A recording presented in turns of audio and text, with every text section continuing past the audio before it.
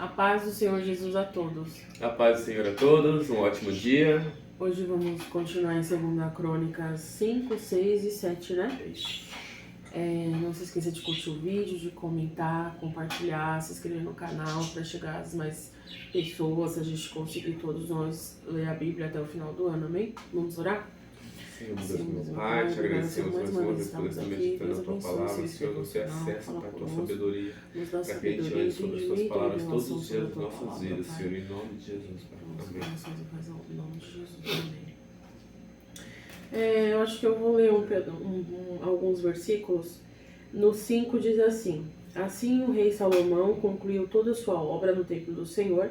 Então trouxe todos os presentes que seu pai Davi havia consagrado, a prata, o ouro e os diversos objetos, e os guardou na tesouraria do templo de Deus.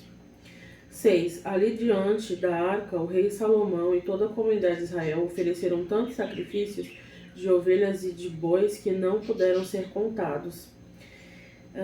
11. Então os sacerdotes saíram do lugar santo, todos eles haviam se purificado, estivessem ou não de serviço naquele dia. E isso daqui não. E tudo. Deixa eu ver. 13. 5:13? Não, vou continuar do 11, né? Do 12. E os levitas que eram músicos, Asaf, Emã e Jedutum, e todos os seus filhos e parentes vestiam roupas de linho fino e estavam em pé do lado do leste do altar, tocando símbolo, liras e harpas. 120 sacerdotes tocando trombetas e o acompanhavam. Os que tocavam trombetas e os cantores em uníssono louvaram e agradeceram ao Senhor, acompanhados de trombetas, símbolos e outros instrumentos. Levantaram as vozes e louvaram ao Senhor com estas palavras: Ele é bom, seu amor dura para sempre. Neste momento, uma densa nuvem encheu o templo do Senhor. Com isso, os sacerdotes não puderam dar continuidade a seus serviços, pois a presença gloriosa do Senhor encheu o templo do Senhor. Então aqui, quando eles terminaram o Salomão terminou de realizar a construção, houve a preparação, né, para transportar a arca. E a gente vê aqui, né, já que todos os sacerdotes e os levitas estavam purificados, né, mesmo estando de serviço naquele dia ou não, eles estavam preparados para fazer essa transportação da arca e prestando culto ao Senhor, porque os músicos, os levitas estavam ali com os instrumentos e cantando ao Senhor e fazendo o quê? Invocando o nome dele, né? Para que a glória do Senhor enchesse o lugar, e assim Deus fez. Uma densa nuvem encheu o templo, né? E eles não conseguiram continuar a fazer o que eles estavam fazendo, de tão gloriosa que era a presença do Senhor naquele lugar. E aí no 6, o Salomão ele louva o Senhor e ele faz uma oração. E lá no 18 diz: Contudo, no 6:18, contudo será possível que Deus habite na terra com os seres humanos?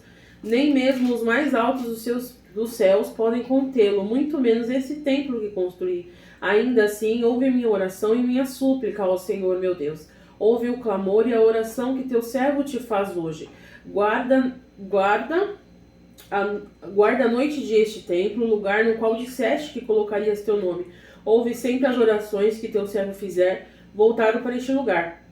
Ouve as súplicas de teu servo e de Israel, teu povo, quando orarmos, voltados para este lugar. Sim, ouve-nos dos céus, onde habitas, e quando ouvires, perdoa-nos.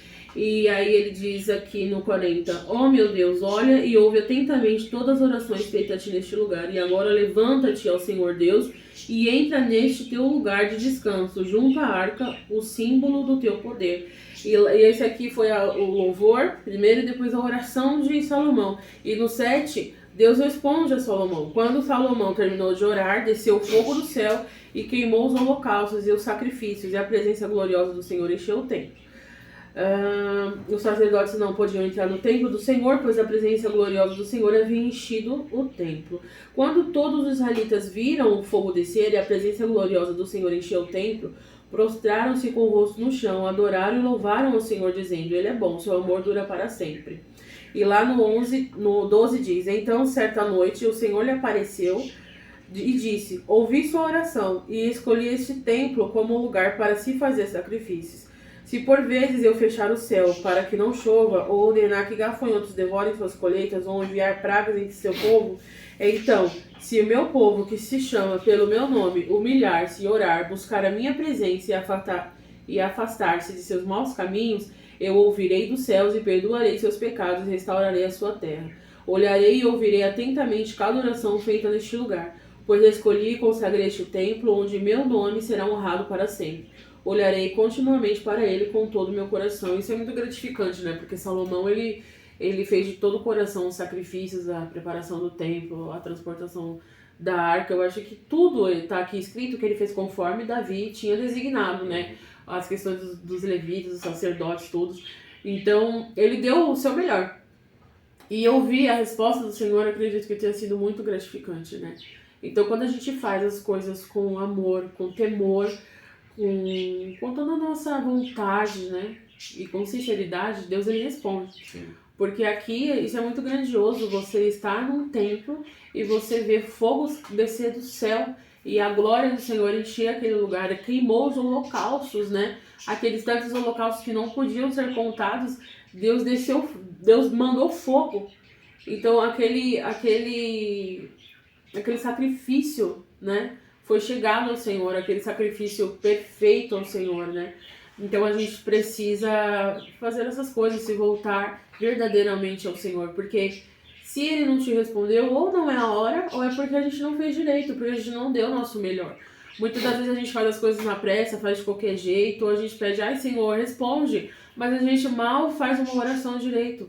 Mal a gente jejua, se consagra, vê nossos caminhos, se estão retos perante o Senhor. E como queremos a resposta do Senhor diante disso?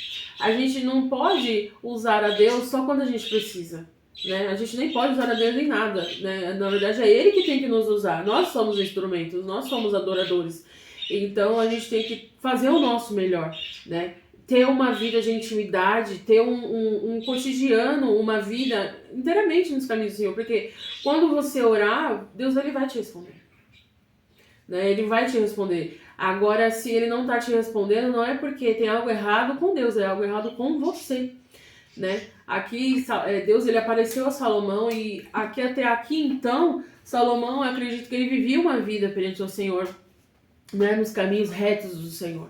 Porque ele teve o temor de fazer tudo conforme o seu pai pediu. O seu pai deixou tudo escrito, né? Seu pai deixou tudo planejado. Ele só foi lá e executou. Então ele teve esse temor de fazer tudo direitinho, do jeito que seu pai mandou, do jeito que Deus deu ao seu pai, né?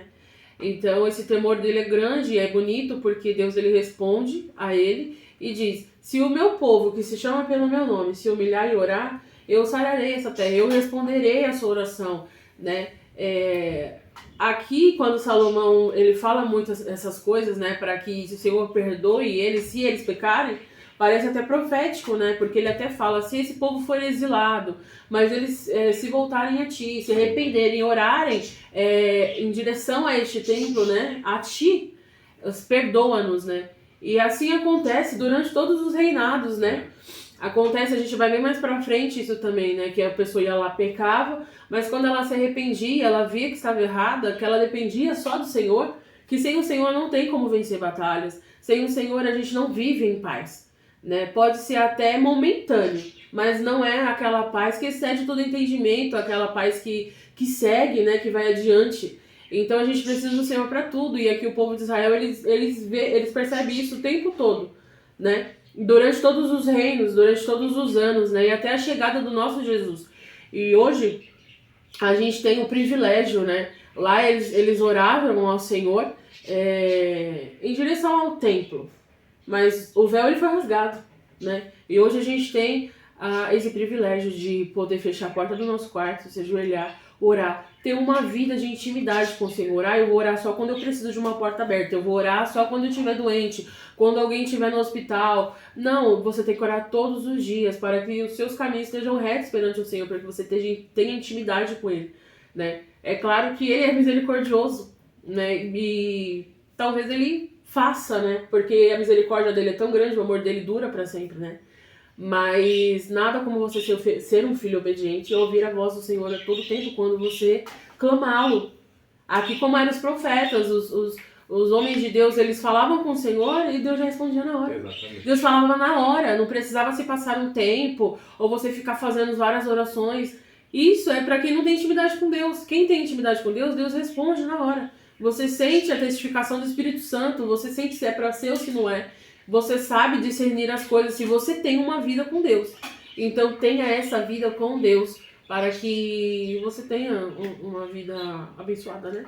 Quer falar alguma coisa? Não, só que o que você falou aí, que no 36 também fala assim, quando pecarem contra ti, pois não há homem que não peque.